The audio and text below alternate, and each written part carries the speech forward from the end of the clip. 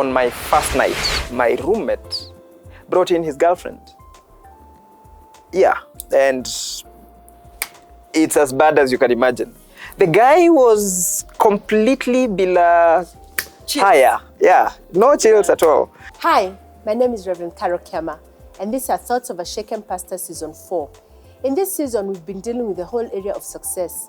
Are there successful Christians who are still true to their faith? And today it's my extreme pleasure to introduce someone that is dearly known to me. I've known Pastor Bill for a while now, and I know his story is going to just be so amazing. So Pastor Bill, welcome.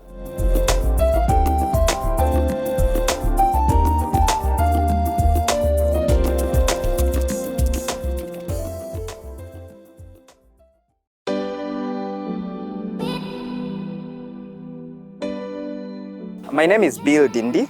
I was born in Kitale 37 years ago. And I was born in a prayer meeting. Yeah, so my parents were hosting a team from the United States, a team of missionaries associated with YWAM, Youth with a Mission. They were doing mission work in our area, and my parents were expecting me, so I decided to show up during a prayer meeting on one of those evenings, right in our house. Literally, yes. Yeah.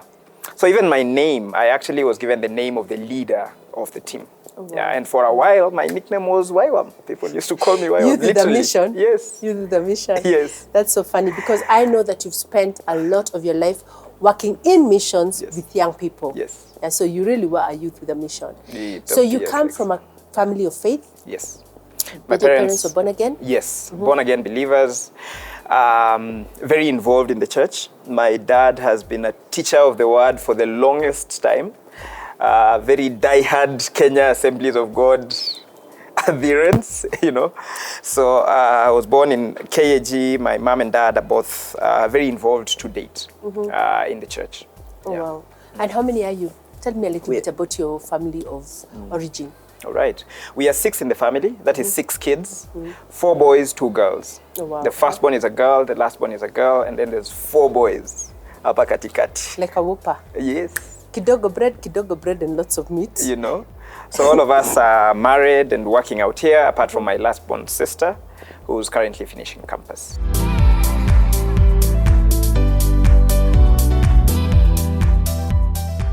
So as you can imagine, growing up, I would do what children born of parents who are believers would do.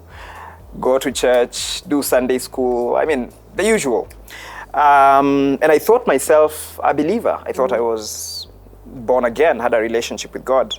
But it was my elder brother, who I remember, I was probably in class 3 thereabouts, who clearly explained to me what it meant to be a believer.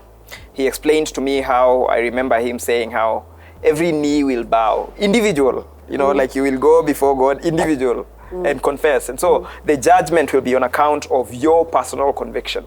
And when I thought about that, I realized I did not have a conviction that was my own. It was always my parents' convictions. And so he led me to confess Christ as Lord. But I had a crisis of faith, and this comes a bit later. I mean, I'm moving the story forward a bit, but while in high school, in Form 2 specifically, I met an atheist who challenged my faith, and he asked me questions I could not answer. Like? I mean, why Christianity? Why Christianity? Why not the Muslim conception of God? Why not the Hindu one? Why this faith? And is the Bible even true?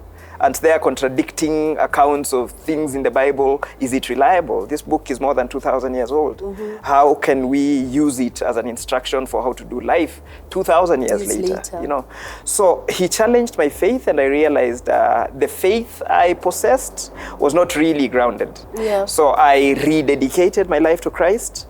After a period of soul searching, I remember going to the school chaplain and asking him, some of the questions this guy had asked me, and he advised that I go back to the scriptures, and particularly the Gospels, and just discover Christ for myself. And I remember when I got to, so I began in Matthew, when I got to the John, the 4th chapter of John, and read the story of the Samaritan woman, I remember I just could not get over that story. And I couldn't help but think, if there be a God out there, I would love this to be him. Just the way he dealt with this woman, with grace, not condoning the sin, but with grace and mercy and forgiveness. And there was something about the character and person of Jesus. Yeah. So long story short, I rededicated my life to Christ in Form 2. I think there's something there that's really important. I did not come from a heritage of faith. My parents were not believers. My dad would come, like when we were being baptized and we were singing, and they made us go to Sunday school. So I'll always be grateful for that. But I was the first one to get born again in my family. And so I've always admired people who came from families with a heritage of faith. But there's something there that you've said that I think is very important. That sometimes you can get so used to being surrounded by faith that you don't take time to interrogate the faith. I know now, being a person of faith, married to a pastor, raising children, I keep praying that they will have that, that hunger to discover Christ and to really interrogate this thing that they say they believe, and to be confident in what they believe in. And I know that you're a lover of the word, and I'm assuming that that's where that stemmed from. Absolutely. That's where Absolutely. that stemmed We from. would do evening devotions every day without fail. My dad is a teacher, so you can imagine the dutifulness of a teacher, and a very strict and stringent one at that. And so we would do devotions every evening, and since we were 5 then, my youngest sister came a lot later. So we were 5 plus my 2 parents, those were 7 of us. So every one of us would take a day of the week. And during that evening service that was assigned to you, you needed to lead. You needed to read scripture and explain the scripture and lead the family in prayer and all that. So yes, it was very helpful for us that we grew up in that environment that then helped us to grow and appreciate what the faith is about and really grow our own convictions.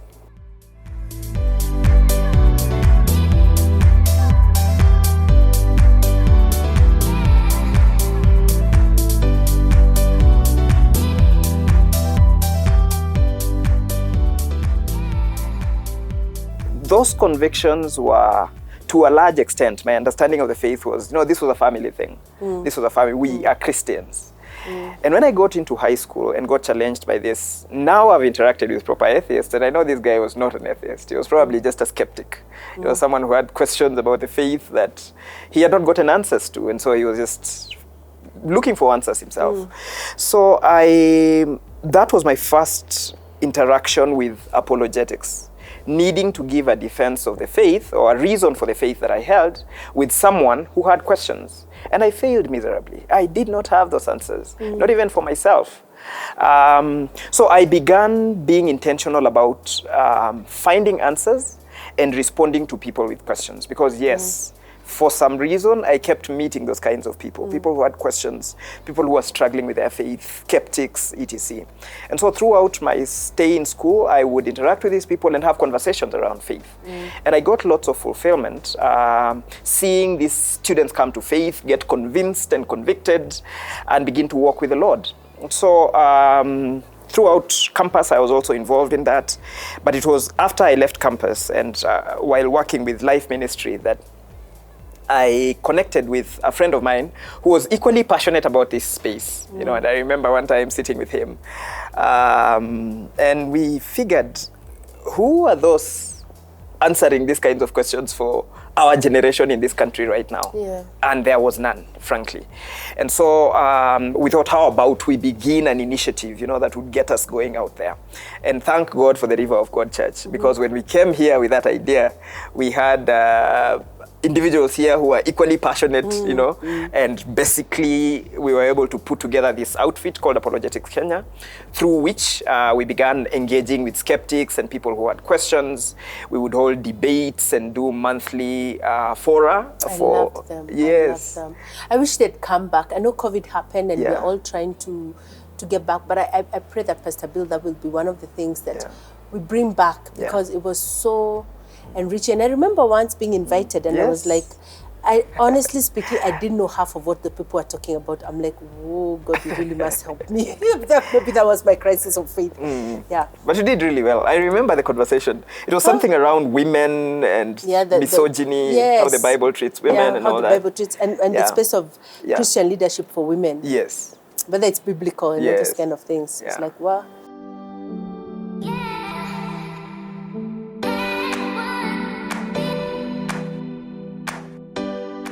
campus was crazy.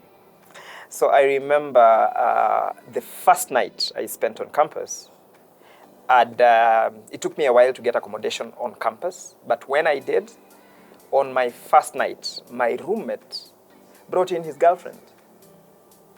Yeah, and it's as bad as you can imagine. The guy was completely bila Chills. fire. Yeah, no And they chills were- at all. Stuff was happening. So I come into the room late and I'm hearing all this. I opened the door and, I of course stepped out, excused myself, and of course we got to have a conversation the next morning. I came back and I was like, As hey, your kesha riguko. Yeah, Lord, I'm in we- hell. thank God for friends, I was like, you guy, we need to draw some lines in the sand. The interesting thing about that story is that before this guy left campus, because he was in third year then, brought around by the Da Vinci. You remember the Da Vinci movie? The Da Vinci Yes. Code? Yeah, the Da Vinci Code. It came out when we were in campus. Yeah. And it caused such a huge uproar. There are lots of questions about the faith and was Jesus married and those kinds of questions. Sige. Yeah. So we began a conversation with this guy. But I thank God that I was able to witness for Christ very eloquently. There was just grace for that season with this guy. A few years after he left campus, he actually came back one time and told me he'd actually given his life to Christ. Amen. So how was I able in an environment like that? So from the first night, it's like the enemy had... And you're a fresher, you're telling You her know. that, dear, by the way, this is unacceptable. Yeah. That took guts. It did. And he was really built and huge, very intimidating. Long story short, I think it helped that I found a community of believers on campus. Yeah. Right from the moment I stepped into campus. I thank God for Robert Balusi, who is known to you, Yes. and the wife Grace. They were assigned to Kenyatta University at the time, Amen. and they were working with students there. And he's also an old boy of the school I'd gone to. So we already had... Of the Alliance High School? Yes. I did not want to mention Isemekane, I said.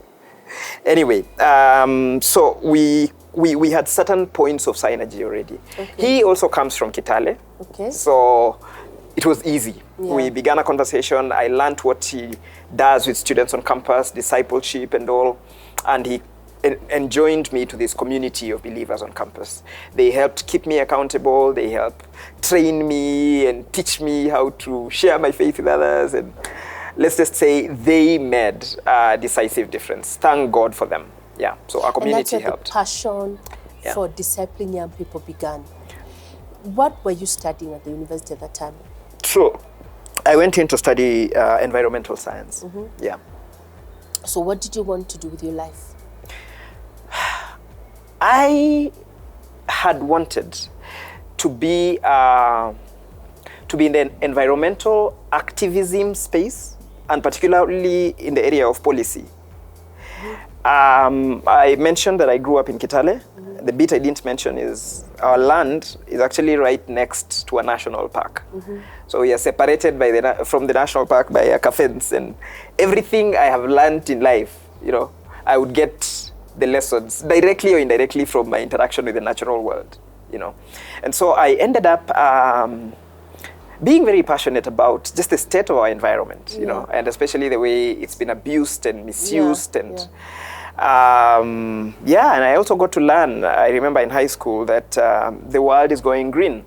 So if you want to be relevant and make a difference, you need to consider getting into that space. So I came into campus. That informed my decision to take environmental science, but I'd wanted to be involved in activism because Africa was always getting the tail end of during those environmental discussions and all. We contribute the least to pollution, yet suffer the most from the adverse effects of climate change and all. And there are no Africans at the top level who are making, advocating for change in that space for Africa. So long story short, that is what I wanted to do. Yes. Yeah, and then of course God took you on a tangent. Yes. So when did that begin to change for you? Yeah. The interesting bit is, again, it's connected with the whole community of faith that I was involved with. So once every year, we would go through the Bible together. And I remember this time, must have been in my second year, we were going through the creation account at the beginning of the year. And it just hit me that Eden was every environmentalist's dream. Environment was pristine. Pollution had not hit in as yet. Everything was the way God had intended it to be. That must have been perfect, right? But man and woman, Adam and Eve, fell into sin in that perfect Eden. You know, so while the environmentalist is pushing for a return to Eden, that is not quite the solution, because pollution is basically externalizing the mess that is in our hearts. Yeah, Jeremiah 17:9, right? So if you truly want to make a difference, while the environment is important, sorting out the problem of the heart of man is actually a smarter way to go about it. Because if the man is changed, then the environment is changed. And then you remember in Romans, Paul talks about creation itself awaits the revelation of the sons of God. Because if the sons of God are revealed, then they will live out as witnesses of Christ and care for his creation in God's world. So that began to turn the ship for me. I slowly realized that the heart of the problem with all we are experiencing is actually the heart of man. The matter of the heart is the heart of the matter is the matter with our hearts. Yes. And so I began seriously thinking through preaching the gospel and presenting Christ as the ultimate solution to the problem that man is facing. Not just ecology and all that, but in every other space. And I began getting pretty involved, seriously so, in ministry.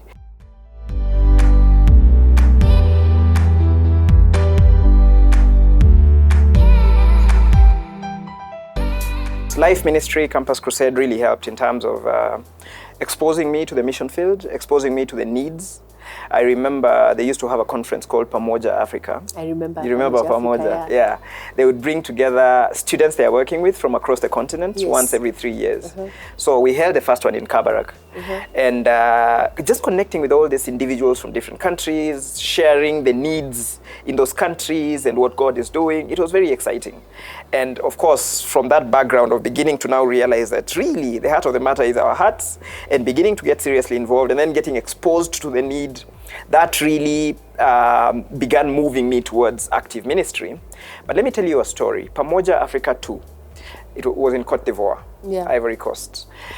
And we went, and the focus of the conference was mobilizing young people from sub-Saharan Africa to consider getting into Northern Africa as missionaries. Because you look at Africa and there's that very clear divide. Sub-Saharan Africa is predominantly Christian, and then the north is predominantly Muslim. And there's really no serious interaction. No, you know? No. So the theme was mobilizing the south to go north as missionaries. Then I had a moment with God. We were flying back to Kenya from Cote d'Ivoire, and we were flying Ethiopian Airlines. If you look at the map where Cote d'Ivoire is and where Addis Ababa is, Ethiopia, because that was where we were connecting from, you'd literally be flying on the edge of the Sahara Desert. And it was during the day, so you could see very clearly the ground. One end was all brown and desert, the Sahara, and then one end was the greening, and you could tell the receding green as the desert was eating into the forests, and all that. So I remember just thinking, it's interesting that everywhere the gospel has not gone to, somehow, even the environment is very dry. It's very dry. You know, when God was telling the Israelites, the land will spit you out on account of your sin, I could not help but imagine there might be a connection here. And so I came back to the country and thought about an initiative which we ended up calling Back to Eden. And Back to Eden had two dimensions. The first one was, Eden was the place where man and the environment were attuned, but Eden was also the place where man and God were in sync.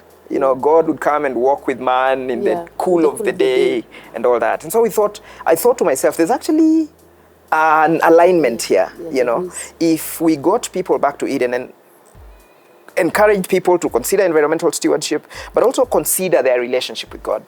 And so we began a campaign across the country, which we called Back to Eden, getting people to green their environment, but also getting people to Eden, which their literally hearts. means, the place of the presence of God, like having that relationship with God. And so we ran that campaign for that year, and slowly it began to help me appreciate the holistic nature of the gospel, that the gospel affects every aspect of our life, including the way we treat our environment, you know. So I basically began being very intentional, not just about preaching for the salvation of the human soul, but for the restoration and redemption of all creation that has fallen on account of sin.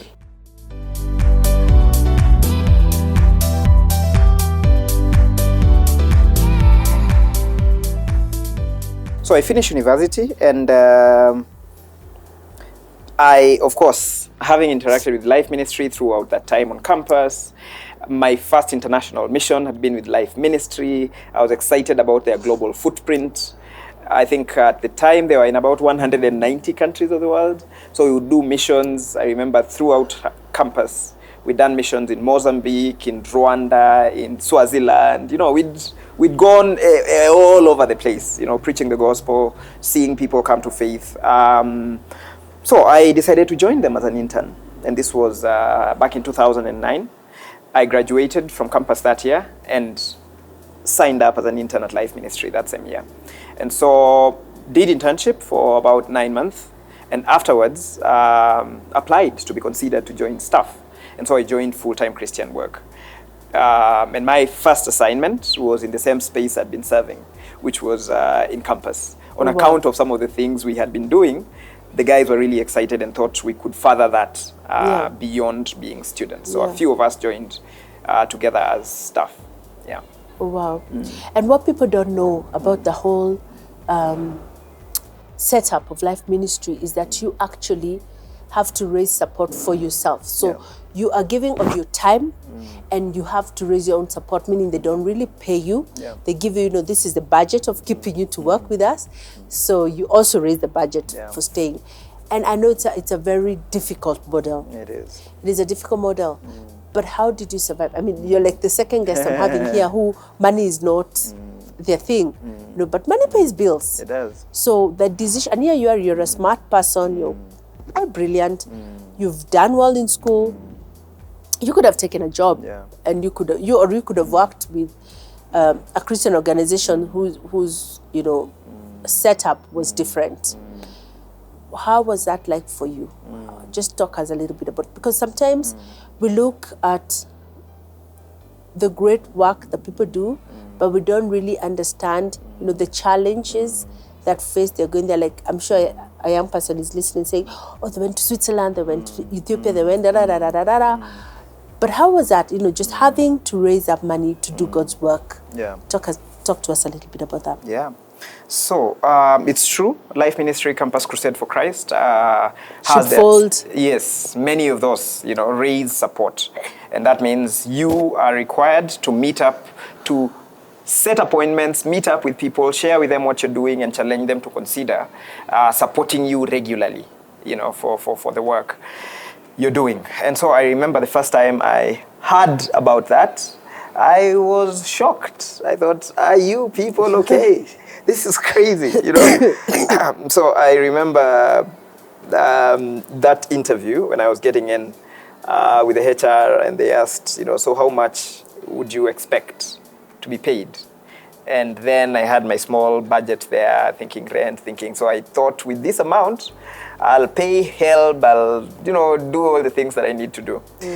So I stated a figure, and they said, yeah, that's good. You can earn that. And I was like, okay, that is fast. So I told us, the only catch is you go raise that, you bring it to us, and then we give it to you as a salary. I thought you guys were not serious. But they were not smiling. So clearly, so they were very serious. Apparently, and Campus Crusade began in 1951.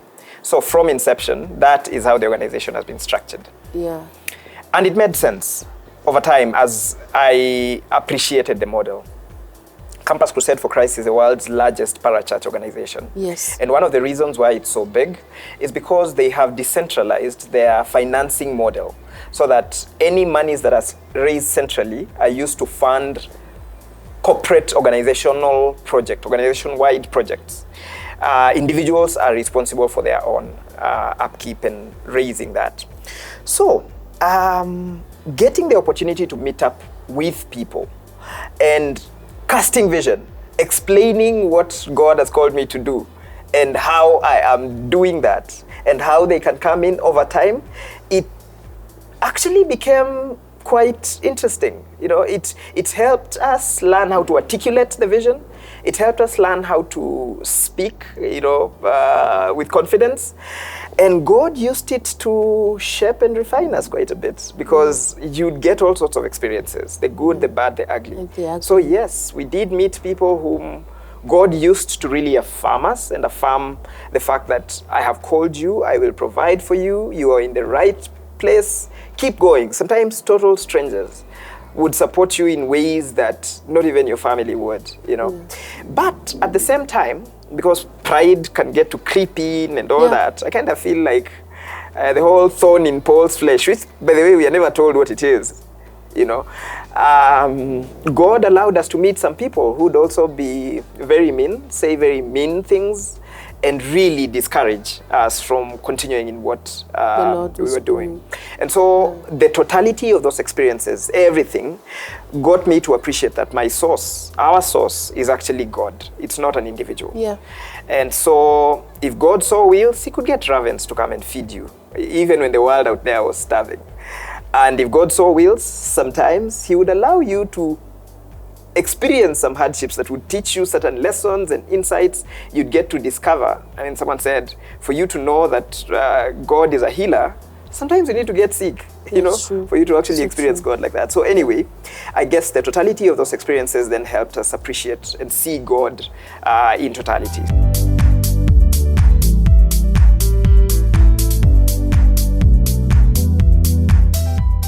Just that assurance over time that God has called me into this, that God has my back, that my needs he shall supply. He shall supply. He may use some human hands, but he shall supply. Yeah, so just that awareness, I guess, grows over time, and that conviction grows over time.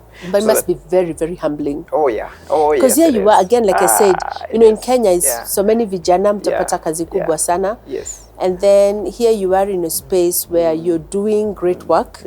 Because Life Ministry does do great work, and Campus Crusade and all these organizations that deal with young people, they have, I mean, some of us got into faith because of such groups, you know, people who were willing to lay aside everything, even their own ambitions, Kina YWAM, Kina Youth for Christ, I mean, just to give everything to the cause of Christ. But then, you know, here you are doing meaningful work, making an impact, talking to people that God has endowed, given money, the money that should be going to work for God, and then feeling like you're begging for it. That must have been very... Oh, yes. Very humbling. Yes. Very humbling.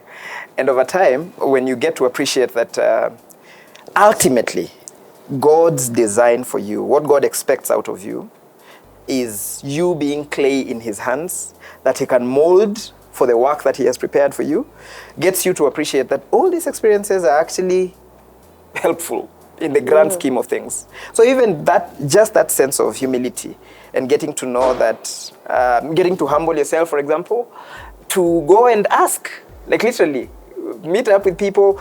I had, for example, friends I went with to high school, some people that you performed even better, you know, in terms of your exams and all that, but they've gone out there and they've made it really big in the corporate world, and they are, you know, driving around big machines. They seem to have it all together, and here you are, you're working as hard, if not harder. Harder mostly. You have committed yourself to serve God, and you are struggling. You know, it was very humbling.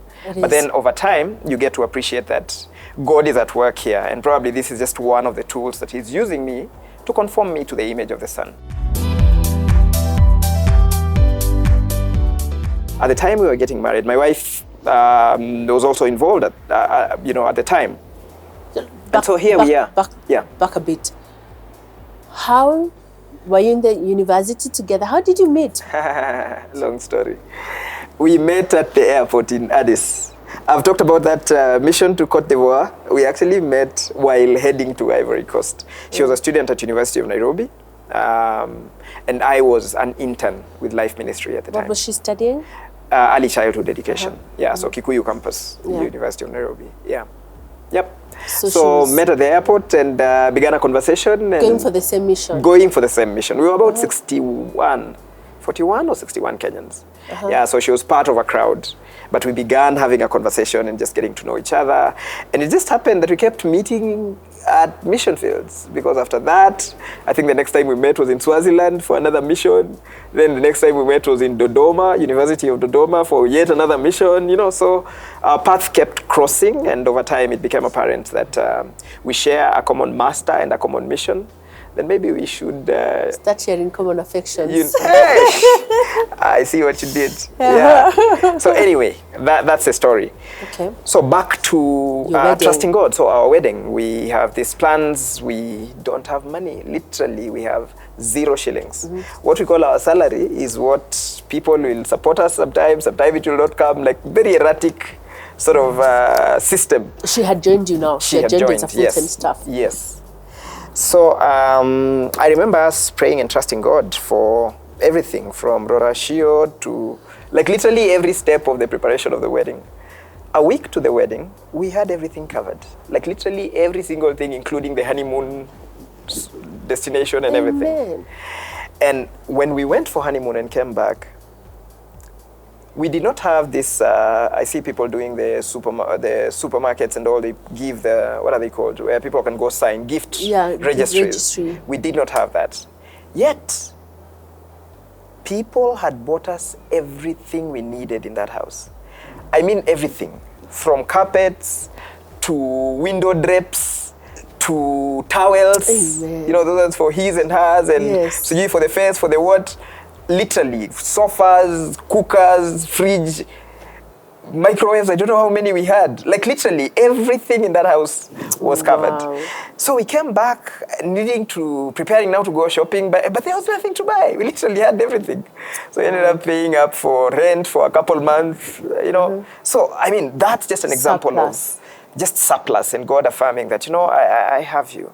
We were very worried and very anxious about this, but God used that to speak to you. You know, be a faith affirming and really Him saying He'll sort us out. And so throughout this journey, it's really been faith, just seeing God come through. Sometimes in ways we can't explain. We have lots of stories, loads and loads of stories of seasons and times when we've needed God to come through, and sometimes to the shilling. So that we need this amount to the shilling, and you actually get it to the shilling. Those ones there can be no doubt that this is God. Yeah. Wow. Wow. And how long did you get to stay with Life Ministry? How long did you serve with them? So, joined in 2009, began leading the student ministries department until 2020, when we sensed all this time, my background had been in environmental science. So I didn't have any theological training of sorts. Except what you had been teaching yes, self-taught. And then Life Ministry has lots of internal trainings and all that. Yeah. So I had mentioned how we were beginning to get involved in apologetics and all that. Yeah. I figured it was time to get myself some good, solid training. So I requested to step down from my role and go into studies. And so I went to International Leadership University to study my Master of Arts in Biblical and Theological Studies, MABTS. I hope to graduate this June. So it's been an amazing 2 years or so. So 2009 to 2020, student ministry. So you did 11 years? 11 years, yeah. So all the way from an intern to heading the department? The department, yes. Then just at the helm, it was time for you to step down into just at the helm. In fact, I remember one of our goals had always been to get ourselves a van for ministry. Yeah. We had two. One got an accident, and we had one that was left that was really old and beaten down. Student ministry, taking it everywhere. So we needed a new one, and we trusted God for it. And we had just gotten it, brand new. And I remember part of my handing over involved handing over the keys to my successor of this brand new KCZ very nice van that I never got to drive. Yeah. You know, so yes, right at the helm, the Lord called you to your next assignment.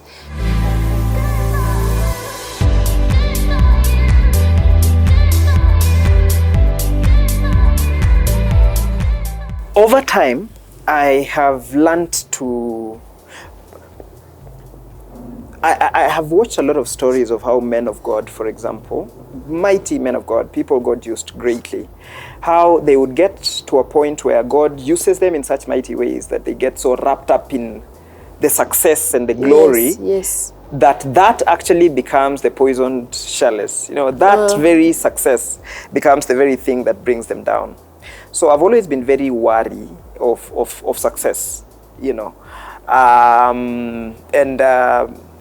While I have asked God, you know, to just teach me to stay grounded, stay humble, despite the things that He does, it has also gotten me to see that sometimes the best time to actually advance to the next thing is while at the very helm. You know, you can advance and begin anew, you know, and there's something about new assignments and new spaces and beginning to trust God over again, because sometimes experience is also not a very good thing. You become so used to a certain thing and a certain way of doing things that you become so experienced in it that even your reliance on God kind of diminishes. You think, I got this, I can do it myself. And then also that sometimes the kakiwaru of you tilled the ground. You know the verse that God says, you know, that some of them till, others plant, others water, but it's the Lord that makes it grow. But you see, the guy watering looks like he's the one who's doing a good job. True. And many times you don't remember the guy who dealt with the fallow ground. Yes. But, you know, but I mean, I think it boils down to control. If we believe that the Lord is one who's in charge, then it must become less of me and more of Him. True. Yeah. And, you know, I know we had this conversation before and you were asking about the criteria. One of the things that for us were very clear as a team about who are we looking at, what is our measure of success. One of the things that was so clear, and I believe the Lord was the one that was speaking to us, was it had to be people who were grounded in their faith, who are making a difference, whether or not it was measurable in shillings and cents, or, you know, in loudness and in pomp, and just going through, we know many people, going through their stories and saying, you know, does this person qualify? Should we talk to this person? What are they bringing into the table? And at the end of the day, who gets the glory after they've left, you know? And I've had the privilege of talking to some people that have really challenged me also on a personal level to ask myself, what is my life about? Because when you look at history, great people, their greatness is always almost, I mean, truly great people, not to know, it's almost always seen posthumously. True. It's after they've died, they're like, oh, that guy did a lot. But during their time, they looked like they were failing forward. You know, they just, every step ahead was 3 steps forward, 2 steps back. You know, but God was, yani by the time walikuwa kidedi, walikuwa shakuwa, nika umeisha. You know, your life, you have squeezed everything out of it for this gospel. And then you pass on and people are left. And sometimes I feel some of them pass on thinking that did we really make a difference? And yet us guys who look back, we're like, wow, that was such a great life. And maybe it's an act of grace by God, if you think about it. There's a book by a guy called Sheldon Vonnegut called A Severe Mercy. A Severe Mercy. It's one of those classics. And he basically advances that same argument, saying that sometimes it's actually an act of severe mercy from the Lord to sometimes remove you from that space where if some of these people lived in the glory, the afterglory of their achievements, it could actually have messed them up. And so there are some that even die, you know. And you've had some of these stories of men of God who, and you think, they height and they are doing so well, and then this happens, tragic accident, you know. I remember thinking about Miles Monroe, thinking, surely, Lord, why, you know? So it's sometimes an act of a severe mercy that God advances His people to different spaces and all that. Wow. Wow. So who are some of the greats that you've looked up to? I know you're a studious person. Who are some of the people that you can say, you know, I look up to this person and I admire the way, you know, I feel like they have impacted. And I know you talked about Balusi, but who are some of the other people that you look back and you say, no, I like the way this person lived their life. Yeah. This has spoken to me. Yeah. So I can go way back. In history, Martin Luther is one of those I really admire. Martin Luther, the reformer, yeah. the German reformer. Yeah. His story is very fascinating. Yes. Yeah, from a monk, very kawaida priest, to standing up very boldly and being used of God to reform a church that had gone completely wayward. How he lived his life. And for him, some of his struggles. In fact, I was going to say that for him, it's the full bag, the good, bad, and ugly. Because there were some ugly spots, you know, thinking about his nationalism and all that. His drinking, his depression, you know. But just how God was able to use him, despite all that, you know, to do the things that he did, that really encourages me. Moving a lot closer. The likes of Jonathan Edwards. Jonathan Edwards is one of those whose lives really impacts me as well. I think about how he was so committed, particularly to his family. Yes, you know, they had 17 children. Yes. And they all turned out straight.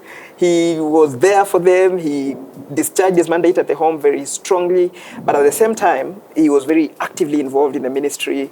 We know how God used him to stir up hearts in the United States. His writings have been a blessing to many over the years.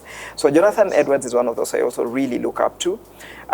More recently, Bill Bright, the founder of Campus Crusade for Christ, he was a man of faith. And I look to him with just appreciation of what a life surrendered to God could translate to.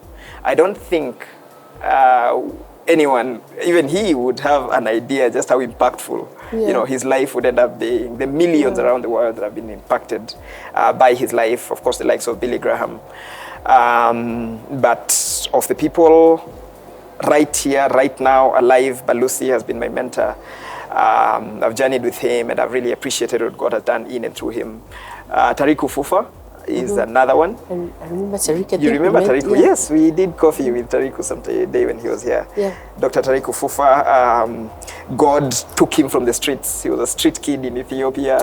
From that place to, he's now a global leader. You know, he's impacted many institutions of learning in Africa. And now he's working with churches, the church department across the continent. Yeah, so those are some that would immediately come to mind. Some of the men and women that have impacted me greatly. Wow. Yeah. Oh, wow, Bill. I'm really looking forward to what the Lord is going to do in and through you in this season as the Lord has allowed you to be here at the River of God Church. Looking back at your life, and I know you have 3 children, 2 boys and a girl? Yes. 2 boys and a girl. What would you tell them, you know, from the lessons that you've garnered over the years? Or what would you tell the younger Bill, you know, that 16-year-old, you know, that 13-year-old who came to faith, that 3-year-old who came, was it 6-year-old who came to faith, the 13-year-old, 15, 16-year-old who had a crisis of faith, and that zealous young man who was going to take the world for Jesus. With all that you have learned, what would you have done different? What would I have done differently? Probably trust God more. Yeah. Trust God more. Love Christ more. Yeah. Jesus is truly worth everything. He's not only worth living for, he's worth dying for. Amen. I would tell the younger Bill to love Christ more, to trust him more, to not be anxious about anything, really, as Paul says, anything. But in prayer and supplication, to know that Christ has my back, you know.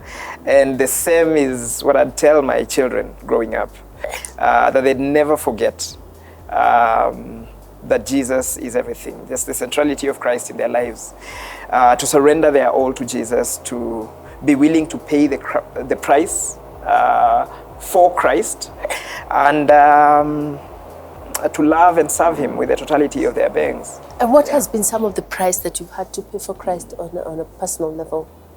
I think first of all is in the eyes of the world, what would appear like the opportunity cost. Yeah.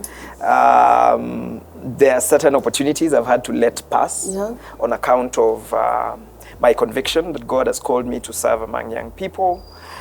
I've endured many heartaches and heartbreaks. When you're working with young people, it's not always smooth sailing. In fact, very rarely. You've been a youth pastor, you've been in this space. You know, there are people you will walk with, there are people you'll feel like you've given everything.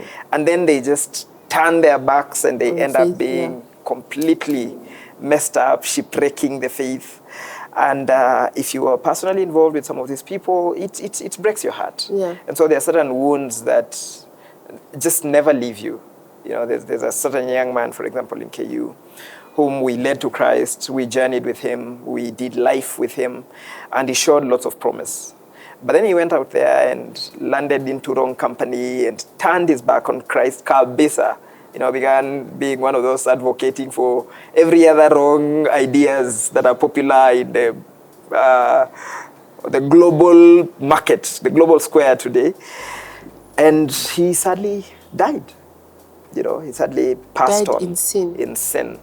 You know, so looking at stories like those, looking at individuals like those, so lots of heartbreaks and all, but it's almost as though for every heartbreak there's been a commensurate story of something that God did that also really, truly blesses. Like share one of those so that we don't leave this space in this very... One of those is my good friend, Pastor Kelvin Mugambi. You know, Pastor Mugambi is the lead pastor at Mavuno Wayaki Way now. Yes. And he's a gentleman I met in KU. Yes. One of those young men who, despite growing up in a Christian family, had really turned his back on the Lord. Yes. And he was leading a life of sin, kabisa, on campus. So met him, never interacted with him prior to that, shared the gospel with him. Over a period of time, he said yes to Jesus, discipled him, did life with him. At some point, lived with him in my house, you know. And then he joined Mavuno and joined the pastoral team there. Was involved in Mavuno's church plants in Burundi and Ethiopia. In fact, one time I bumped into him in Ethiopia. I was there for a mission, and the guy learned that I was in Ethiopia and came to my hotel room, surprised me. Wow. And I was really blessed to hear the things he was doing with students at Addis Ababa University, and they planted a Mavuno church there. And then he came back to the country, got married, he has a son now, and he's lead pastor at the church, you know. So just listening to stories like those and sometimes attending and sitting back and seeing how God is using him, it really blesses my heart. Amen. So he's one among many. Yeah, that makes it so worthwhile. True. Yeah. So what legacy do you want to leave? You know, what would you want written in that tombstone when you're done? Poured out like a drink offering, you know, left nothing behind. Did all I could with all my strength. Loved the Lord with my heart, mind, and soul, and gave everything for the cause of Christ. My dad used to tell me that we should endeavor to be like a candle that burns itself out, giving light to other people. Amen. So if it means spending and getting spent for the cause of the kingdom to the very end, that would be the biggest legacy I'd want to leave behind. And of course, the men and women that God will allow me to impact, and who will also go out there and make Christ famous, the name and the fame of the name of the Lord. Carry on with the torch, carry on the torch. Oh, wow, Bill. And what has been your guiding verse when you look back at your life? And I know, and we keep asking this question, and of course, we have different verses for different seasons. But just today, looking back at your life and all that the Lord has done for you to bring you to this space, what verse could you summarize your life with? Or what's the verse that's been carried? What's the current thing that's speaking to you? Yeah, it's a good thing you've said the current thing that's been speaking to me, because I think the whole of the scripture, the day I learned that the whole scripture is one story, you know, really changed my life. So there's been different seasons where different scriptures have guided me.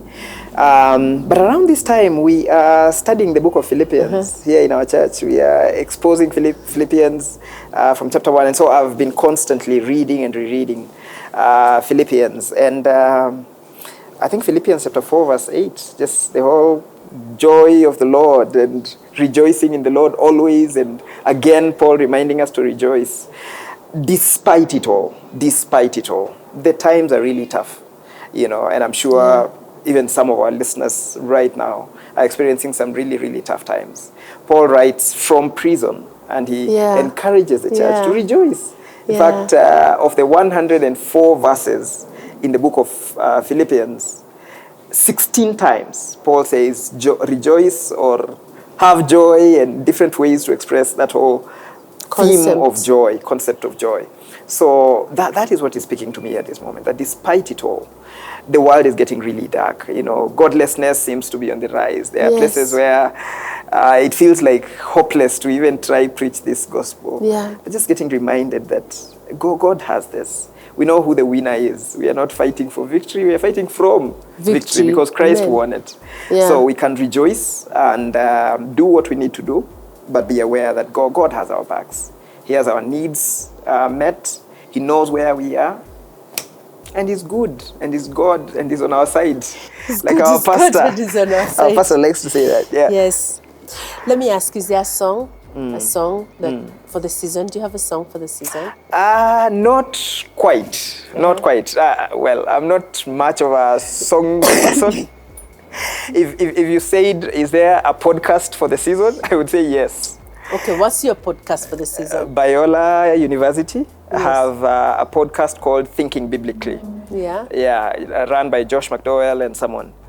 Not Josh, Sean McDowell is the son to Josh. Yes. It blesses my heart. It blesses my heart. Oh yeah. Okay. It really ministers to me. So what's for you here? You've done ministry across the board in most of our universities here. You've done it across Africa. You're doing youth, now you're doing pastoral work and still very involved in youth ministry. What's the next frontier for you? Just looking, what are some of the things that you would desire to accomplish before before you feel now I'm spent? Yeah. I feel like the place of teaching. Yeah. Teaching pastors and preparing workers in the field. Yeah. I feel like there's a big gap in Africa and there is. Today. Yeah. We have lots of pastors who are doing some amazing work, but who do not have some sort of training, proper training for the work. You look at our seminaries and theological colleges, and frankly, many of them are on a decline. Yeah. Most of them are becoming, they're becoming mainstream universities. I'm like, what is with that? The seminaries are going. Schools of theology are dying completely. Yeah. And yet, the numbers of Christians is rising, like in this continent. So you wonder then, who will be the shepherds over this flock? Exactly. No wonder you get all these charlatans and fake guys messing up the Lord's flock out here. Because we do not have people who are sufficiently trained and equipped and willing to correctly divide the word of truth. And engage. So getting into that space where I help prepare the saints, the shepherds of the flock. I think that's something that before the Lord calls me home, I would really love opportunity to. Oh my dear, it saddens me so much because I'm an alma mater for day staff, and the mission was very clear to train Christian leaders for the marketplace. Christian leaders. It wasn't. God did not put Daystar there to fish or to evangelize. This was supposed to be people who are already in faith, being trained to be relevant. And I have seen the mission change over time. And I keep thinking of people like Donald Smith, who's one of the people I really look up to, who founded Daystar. And imagine how they feel to see what it has become. When you have Muslims going into theological school, I'm like, for what? I'm really passionate about that. And I pray that God will open that door and get other people who are passionate about that same thing and say, you know what, there is room. We cannot conform to the patterns of this world. There is room for seminaries and theological training schools. that is all they do, and take back our Harvards and take back our, you know, Yales and all these Princetons. Exactly, that was started off purely to train people from a Christian. And you know, education is a philosophy. It is. And we've kind of just like thrown that away. Yeah. And there is need for our children to study with a Christian bias. True. You know? Absolutely. Yeah. Yeah. So I'm looking forward to what the Lord will do. Amen. And may He give us the opportunity to do that when we still are here. Yes. You know, may He give us, I know He will do it. May He just look at us with favor and say, I'm choosing you as part of the people that I want to do this with. Amen. It's been so nice talking to you. Thank you so much. And if you've tuned in and you're watching us, we want to encourage you to subscribe and to continue watching our shows as we bring you stories of people who are true to faith and God is using significantly to change, to make a difference. We are still there. We are still there. The Church of Jesus Christ continues strong.